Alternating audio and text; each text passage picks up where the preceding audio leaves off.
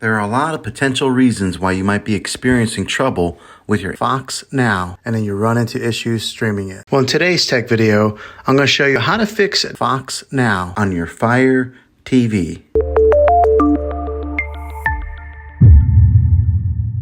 Let's see if we can fix your problems and get your Fox Now back up and running as quickly as possible. The first one, it's the easiest one to try, and that is to unplug your TV from the wall outlet and wait 60 seconds. Now don't be impatient here, wait the whole 60 seconds, then plug it back in. This is very different from turning your TV on and off with your remote control. This is what we call a hard reset of your TV, so make sure you do this method. If that doesn't work, then find your router that is giving you Wi-Fi and unplug the power to that for 60 seconds. Then plug it back in. If it fixes it, great. If not, let's go ahead and move on to the next method. Try deleting Fox Now. Go to wherever the apps are located on your system and remove the app altogether. Then reinstall Fox Now again. After you reinstall it, you might have to log back in with all of your credentials, but hopefully this will work. And if that doesn't work, then I recommend buying an affordable Roku stick, Fire Stick, or Apple TV 4K.